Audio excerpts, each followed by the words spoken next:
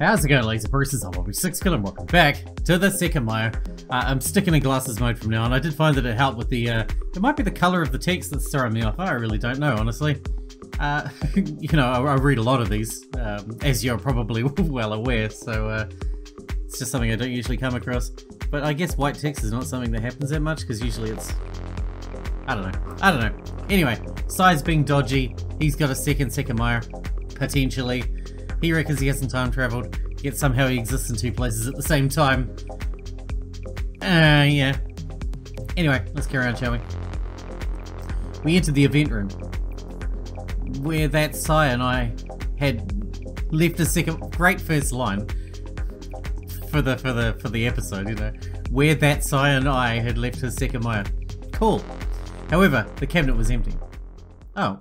What? What's wrong? Right, I didn't mention it, but the Sekimeiya Sai had been holding. We put it here. Huh? Then did he...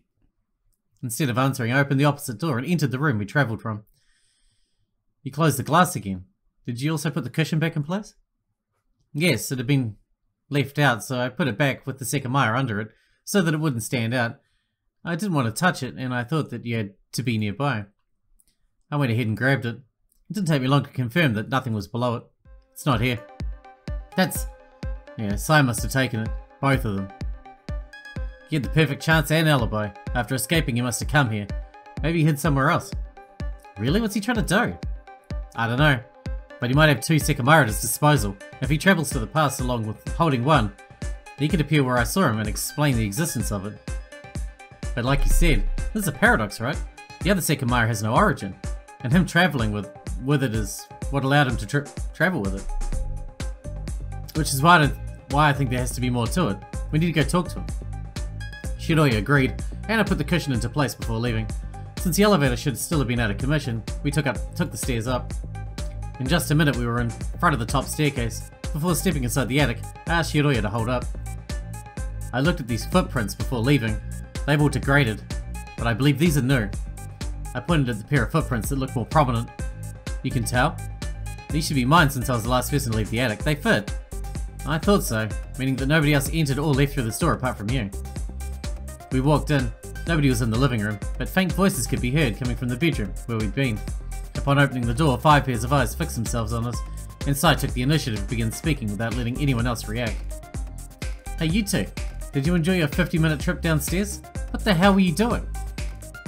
We were getting worried. Why'd you leave without saying anything? Well, we went to check if the Sekimeiya was where it ought to be. What? We left it in the cabinet. Where else would it be? And that doesn't take 50 minutes. Before we explain ourselves, let me request something. Sai, can you show me your wristwatch? What? Do you want to know the time? It's 12:37. No, just show it to me. Do you not believe me? Look. He turned his wrist around. That was the time displayed on the watch's screen, along with the correct date. 2011-12:15. Did you just set the time back to normal? What do you mean? Why would I need to change it? Forget it. When we were down, we found the Sekimeiya in room B3 after seeing the cabinet in the empty event room empty. What? That's impossible. We all instinctively looked at Arkodo, who seemed like the only person who could have done it, but he denied such an accusation. Then we told him about our respective travels, about seeing Sai on the crystal floor with a disabled Sekimeiya, and being unable to find Shiroi for a while, about having come to the attic, and about his escape. It all amounted to the 50 minutes we'd been gone for. Even though for us, we'd been gone for about an hour and 30 minutes. That's a ridiculous story you're making up. You hid the Sekimeiya and now you're trying to blame me. It can't be. Sai was here the whole time. Are you sure? Did he ever have the time to go down? No, he didn't leave. Sai, do you really not know what I'm talking about? I have no clue. If that's the case, you'll eventually travel back to the past and experience what I said. I'm sorry, but that won't happen. You said that you spotted me in hallway A, so if I ever go back to the past, I'll avoid being seen. It's that simple. You told me what happened, so you made sure that I won't ever let it occur. If I travel to the past, I'll quickly check my hip pack, so there's no way I won't know I had the Sekimeiya there. That proves you're just making it all up. I didn't know how to refute that. If he was truly unaware of what had happened downstairs, he couldn't live what I experienced unless he lost his memory of having been told the events. After all, when I'd seen Sai, he looked legitimately surprised to see me, because I shouldn't have been there. If the Sai in front of me travelled, he would know about it, causing that reaction to be either impossible or fake. You know, Atsuki, Are you sure you're not just creating an alibi for Shiroya? She seems like the most suspicious person to me, given what you told us. I'm sorry? Shiroya frowned too. How was she any more suspicious than I was? This version of myself you described, it just seems like your imagination. I was here the whole time. So what's with this side that appears down there without a reason and holding the Sekimeiya to clearly let you know he was up to something? Shiroya went back to the past. According to what you say, she knew where to hide the Sekimeiya and was the only one who could have done it. She also wasn't where you agreed to meet, right? This version of myself you saw, who couldn't have existed, is nothing but an excuse to remove suspicion from her. Am I wrong? You're being ridiculous. If anything, I now know you're very aware of what I saw, or else you would have suspected both of us. You know my story's true. Don't act like a smartass. I chose to suspect her before you. Are you sure you can really trust her that much? Remember, didn't she have the cabinet key on her purse? I also remember that she couldn't have hidden the Sekimeiya in the storeroom. That's true, unfortunately nobody else could have, which means that somebody who appears not to have been able to do it did it anyway. What if it was her? Don't look at me like that. You're the two people who left us without saying a word, and now you claim the Sekimeiya disappeared from the cabinet? Either you two are responsible, or only one is. I was only trying to trust you, Atsuki. I'm going to make this very clear for you, Sai. Don't try to push her around. You can say what you want about Katai, even about me, but you seriously better think twice before you go accusing her. She's done nothing wrong. In fact, she's the last person who would ever try taking advantage of this incident, right after me. I don't follow. You don't need to. Sometimes you just need to be quiet and listen. I still can't believe this is all for real. Are you two being serious? Did you travel through time? Atsuki said it before, but yes, now I'm sure. There's no other explanation for what we experienced. I'm completely certain somehow the Sekimeiya has that power. Listen, if I had hidden a device that lets me travel to the past, I'd currently be buying yesterday's lottery ticket, not hanging around here. The rules seem a bit volatile, so perhaps you're not aware of them. Something led me to believe that the Sai I'd met had never travelled before. Your purpose might be to experiment with it, or to try and leave this building with it. Did you lose your mind? How would I exit and keep it? Earlier at one point, 2 copies of the Sekimeiya might have existed at once. I'm not sure how that came to happen, but by hiding one, you could lead Ashiya to believe that the Sekimeiya hadn't been stolen, while keeping the other one hidden to later retrieve it. Well, unfortunately, the second Sekimeiya is just part of your imagination. It can't exist, and it seems both of them vanished. We won't take any of this seriously when it comes from the most likely person to be behind this new disappearance. Do you no longer think an unknown culprit is behind this? That's still the second most likely possibility, along with Akudo. It wasn't me, I promise. We must go down. If someone hid it again, we should be able to find it just like before. That's true. We keep repeating this, but the cameras are still working. They will eventually expose everything to the police. Akudo seemed to have gone back to his normal self. He's probably right, but a culprit with time travel knowledge might not have cared much about that. Do we need to? We can just stay here, where we're more comfortable. I'm not fond of staying with people I know are plotting something, and it's more than one of you. Let's go see what these two are talking about. We agreed to go down. Meanwhile, I kept debating it. Was the Sai next to us the one I'd seen on the crystal floor? If so, how had he managed to trick all of us? Because if he wasn't, the origin of the extra Sai remained as the hardest mystery to solve, alongside its motives and actions. Had 2 Sekimeiya ever existed at the same time? Was it still the case, and if so, how had it happened? I hope we shortly have a better idea of all that, but in the meantime, I kept running through my previous thoughts. We were just 4 hours into our imprisonment, and questions hadn't stopped piling up into seemingly incomprehensible mess. Before leaving the attic, we made sure nobody else was there. The elevator was still open, and we left it that way. As we moved down the floors, we kept entering the partitions, and when we were done with the ones on floor 2, nobody could have been above us. Once again, only the crystal floor remained.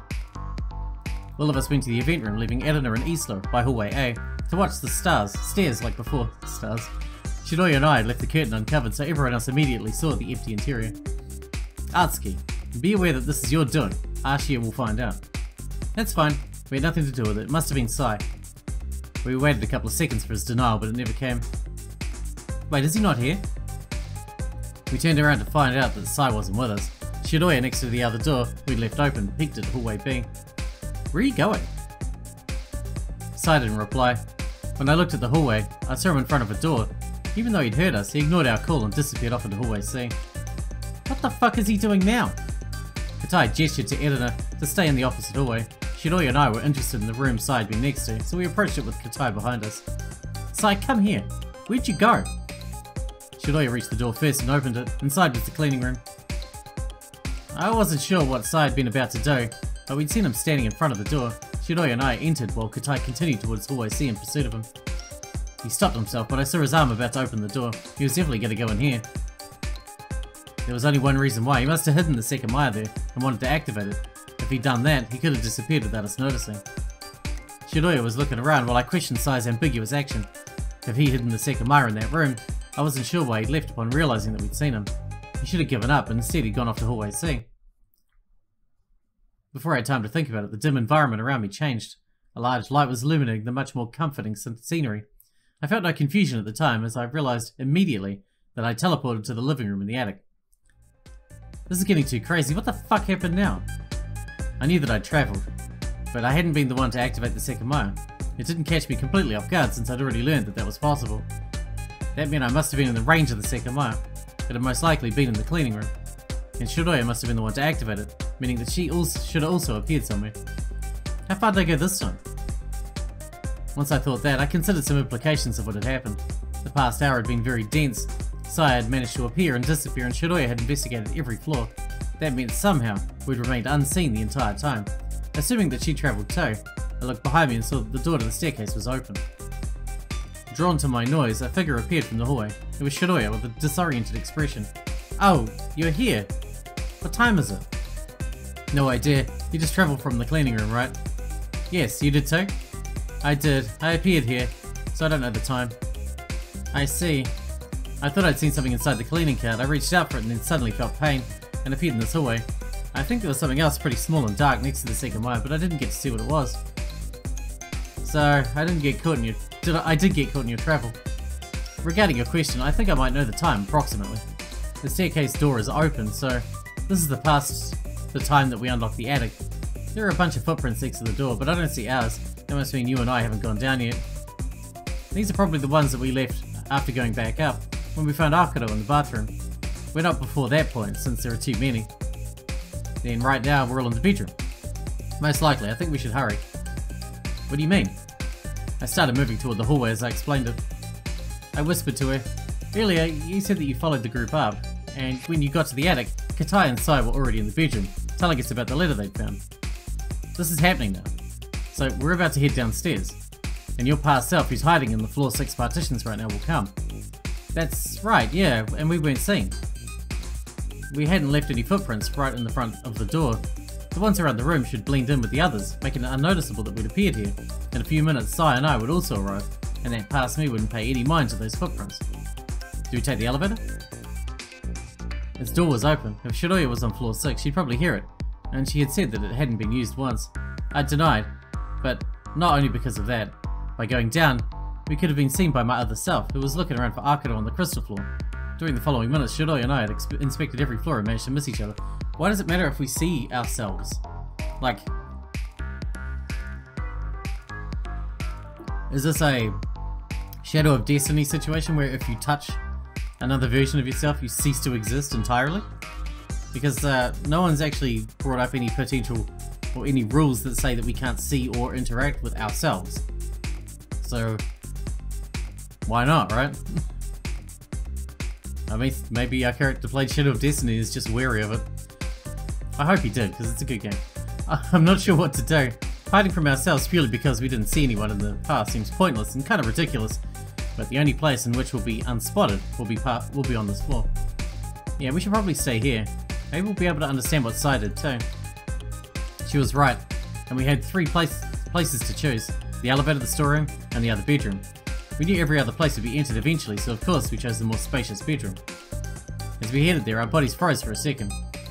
Coming from the bedroom where our past selves must have been, we heard footsteps approaching us. We knew we had to speed up, so we opened the opposite door and closed it slowly to avoid making noise. What do we do? In a quiet voice, Shiroya asked the same question I had. It was my 3rd trip through time, but that instance didn't seem like we'd get much out of it, given how Shiroya had already witnessed the attic in the previous travel. Was this door closed when you watched from the hallway? Yeah. We should just stay here then. It's hard to believe anything important will happen, but we didn't come back until 50 minutes after we left, so we might have to be here a while. I see. Well, we can bang, you know, we got a bed now. It was a bit frustrating because the only reason we couldn't head down and suss out the situation was that we'd already done that. We couldn't easily exit on the lower floor. Travelling under those circumstances had turned out to be a literal waste of time, but something was piquing my curiosity. Even though there shouldn't have been danger around us, we didn't feel safe staying there because our existence could have been revealed by simply opening the door. That's why we went up the ladder and sat on the bed above, where we could speak without being easily heard. I took a pillow and shook it, removing a bit of dust from the cover. It wasn't hygienic in the slightest, but I rested my head on it since my body strongly demanded it. While Shiroya did the same, we were startled by a sound, as was becoming common. It was the sound of a door closing, and it came from the hallway. It must be us. Right, we'll be back in 50 minutes then. Before that thought could become too overwhelming, I began speaking about a detail I'd noticed. So, Sai had most likely hidden the Sekimeiya in the cleaning cart. He must have wanted to either activate it or move it. I'm not sure why, but he knew a search was coming. He might have hidden 2 Sekimeiya, right? Since I never got to see it, it's possible there were 2 inside the cart. The plastic bag, and the light being dim, meant I couldn't really see inside it, and I only noticed something strange when I saw the glow coming from inside. I see, you did feel the burn, didn't you? Yes, when I made contact with the Sekimeiya, it disappeared as soon as I changed places. Precisely. I think this means that our bodies now aren't the same ones we travelled with. If they were, the burn would still persist, and you'd still feel it. I suppose so. We must have gone about an hour to the past. I'm not sure if this is a coincidence, but that's 20 minutes more than my second travel. First we went 20 minutes back, then 40, and now we might have gone back an hour. Every subsequent travel has had an incremental increase of 20 minutes. But I activated the Sekimeiya this time, so this is only my second time. I know, which is why I still think it could be a coincidence. Remember what we thought earlier? That the time travelled is dependent on the amount of time the Sekimeiya is not the cult? That might remain consistent. I'd say we travelled at approximately 12:40, our previous travel was at 11:50. And after that, you saw the Sekimeiya had powered off. That Sekimeiya shouldn't have been put in the cabinet again, so if it's the one you activated, it must have been out of the cabinet for a long time. Right, so we would have gone this far back. But the origin of Saya I saw downstairs still doesn't make sense. He must have travelled to the past at some point to appear there. But if he did it between this time span, he would reset the Sekimeiya, and you didn't see him go down from the attic, and neither did the others. I can't figure out what happened with him. Can't he just go back to the past after 12:40? Yes, but if that's what happened, it means that his surprise at seeing me was fake, and that he knew everything that would occur. I really don't think that's what happened. Well, there's still the Sekimeiya he had in his hip pack, right? Maybe he travelled using that one. I can't say, since the origin of that Sekimeiya is a mystery in itself. If he did use that one, it might have been somewhere else when we travelled from the cleaning room. It could be that Sai ignored us to go and use that one instead. Both of us sighed. There was no actual reason why we'd had to figure any of it out, but we felt the need to. The possibility of spending a very long time there had forced its way in front of us, and if we knew what was going on, the thought might have been a bit more bearable. On the other hand, it was also useful to have information that could protect us. Shiroya had apparently recovered somewhat from her grief at Naomi's death, but I was sure that it was due to absurdity. Someone dying twice made the whole thing seem surreal. I spoke again after a few seconds, as I hadn't yet explained what had piqued my curiosity about our travel. The place we teleport to has seemed random every travel. Since we believe the amount of time travelled isn't at all random though, it's hard to believe the place would be. You thought of something? Not exactly, but I appeared in the living room while you appeared in the hallway. There was a time when those were our locations, right? Huh? Definitely not an hour before we travelled, right? And at that point we were all in the other bedroom. Oh, you mean later? Yeah. When I explained to the others what Sai and I had done downstairs, I mentioned that we'd briefly come to the attic. I didn't elaborate on that, but we came to grab a battery. At that point, you were in the hallway, listening to the conversation going on. That coincides with the locations we appeared at, right? I think so. I didn't notice you two back then, since I wasn't paying close attention to the bedroom. That must have indicated something. At first, the appearing location might have seemed like something trivial, but now with how many things that didn't make sense, understanding smaller mysteries could work well to decipher others. For example, if we figured out what determined our arriving location, in the future, we could know where we'd appear if we were to touch the Sekimeiya. They could help us decide if travelling purposefully would be a good idea. Oh, and so when we appeared, where we appeared might have been related to that one time. When we went an hour to the past and around 12:10 both of us were in the attic, right? That would hold up, I think. That's right when Sai and I went to the living room. Well, you said we travelled at around 1240, so to 1140? That means that 1210 was the middle point. No, you're right. I thought about it and quickly found direct contradictions. It's not consistent though. The location we appear at is determined by the midpoint of the distance travelled. It sounds promising, but it only happened during this travel. The first time I appeared in hallway A, I went 20 minutes to the past, so the midpoint between travelling, 10 minutes later, I must have been next to the stairs, being told that the Sekimeiya disappeared from the cabinet for the first time. However, now that I think about it, around 5 minutes later, at 15 out of those 20, I was in the hallway, keeping watch from the lobby, while the others looked through every room.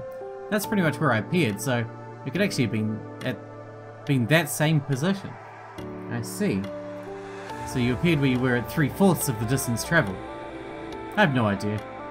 I said I was 15 minutes after the point I appeared, but I can't be sure about the exact number of minutes. This falls apart in the second travel though.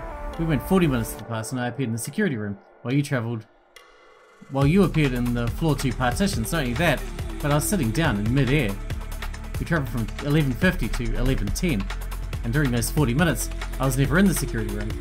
We just found the second Naomi and moved back and forth between the attic and the crystal floor. Yeah, during that time I never entered the second floor's partitions either.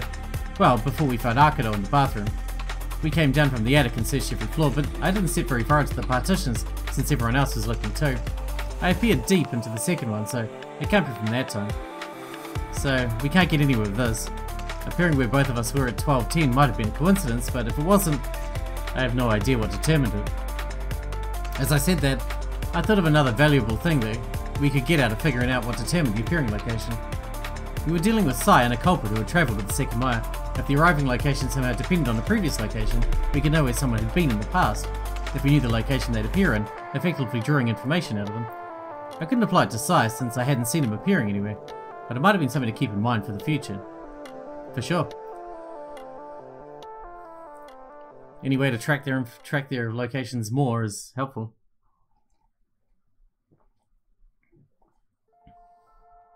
After that, the silence persisted. Both of us lay down completely and gave our bodies the needed rest. We had 50 blank minutes in which our existence were isolated from the rest of the world, so we weren't in any type of hurry. My eyes closed and I realised that I was a lot more tired than I thought. I'd been awake for over 20 hours. As soon as I thought that, it all came back to me.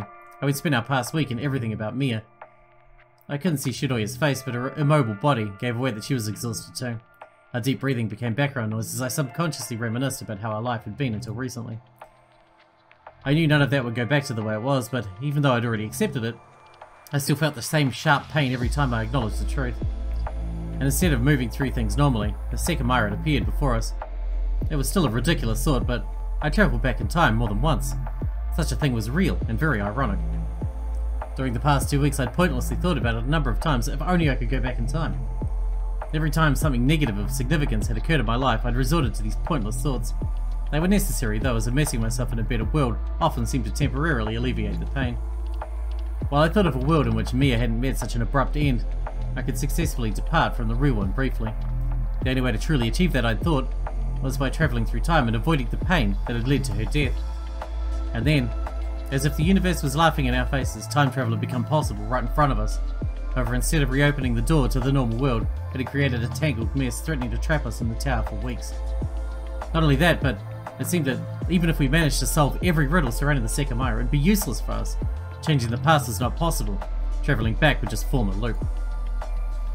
If we were right about the power storage, left the Sekimeiya out of the cold temperature for a very long time and travelled more than 2 weeks to the past, we wouldn't be able to change anything.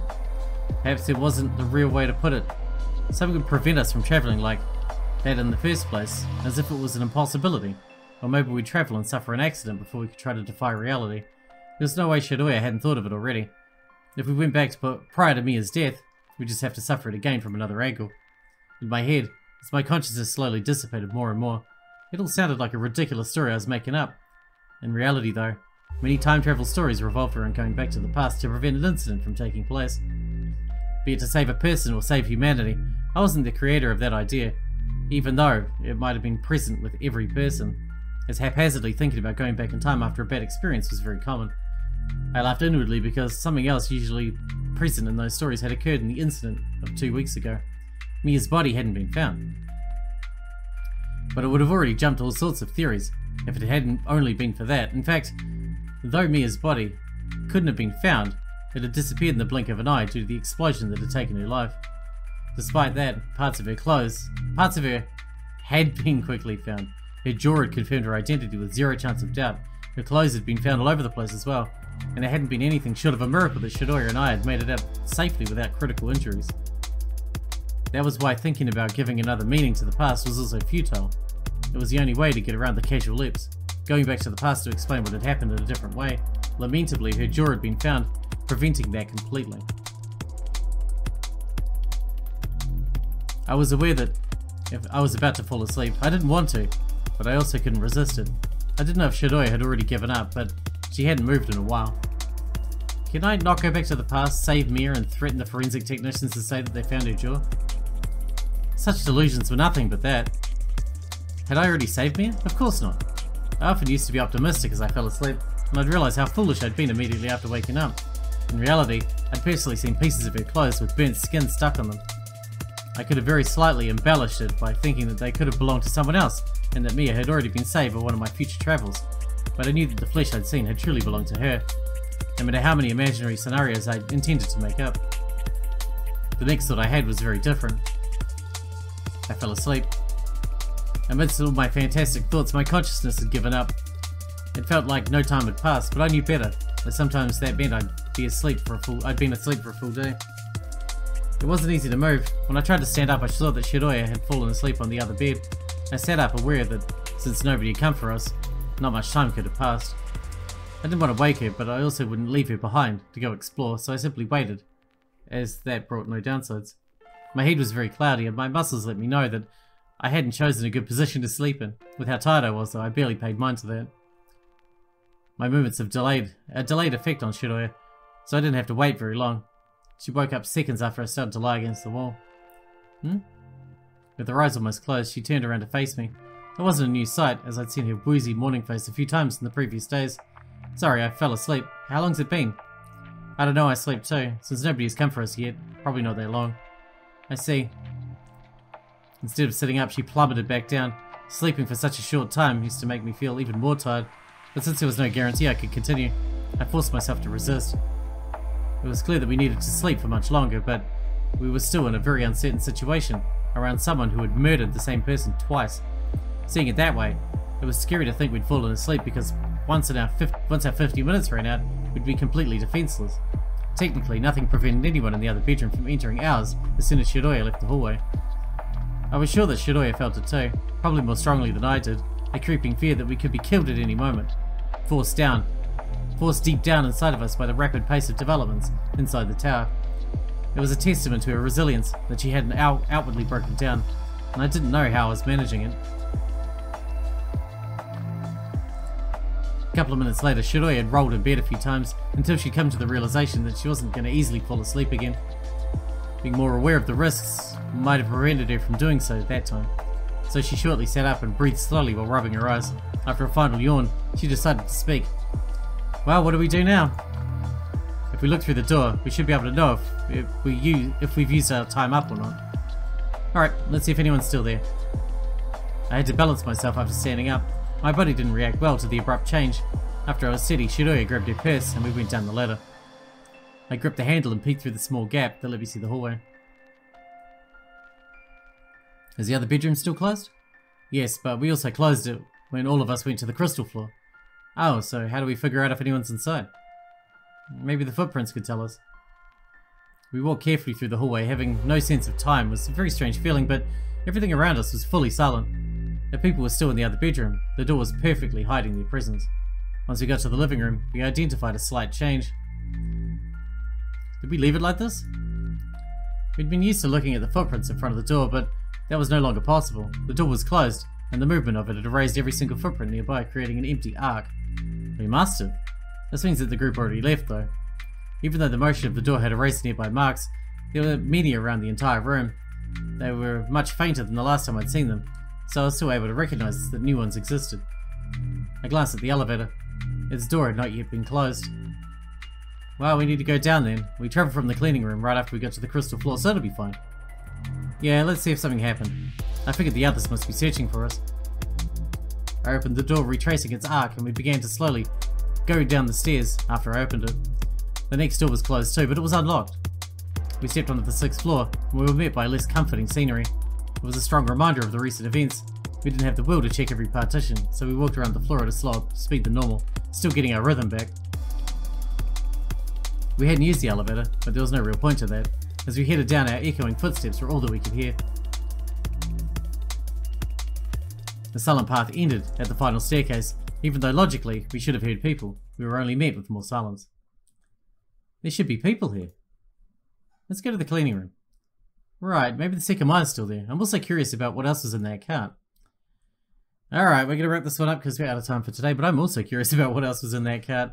I am pretty sure we got 2 Sekimeiyas, and it was hinted to earlier, but man, Sai's up to something. He knows where the other one's hidden, and that's why he's taken off to travel and shit like that, even though he's saying he's not. I don't know, man, because his other version of himself has such a different attitude, such a different personality to the Sai that we know. I mean, they're both jerks, but one of them's way more of a jerk than the other, and I'm not too sure why. One of them's openly hostile. One of them's a smartass, and the other one's openly hostile. So something's happened between those two, between now and the travel back and him from the future, right? That's made him like that, but I don't know. I guess we shall see what is in the cleaning room. Till then, I hope you guys enjoyed it. Thanks for watching. Thanks for hanging out with me, and I'll see you in the next one.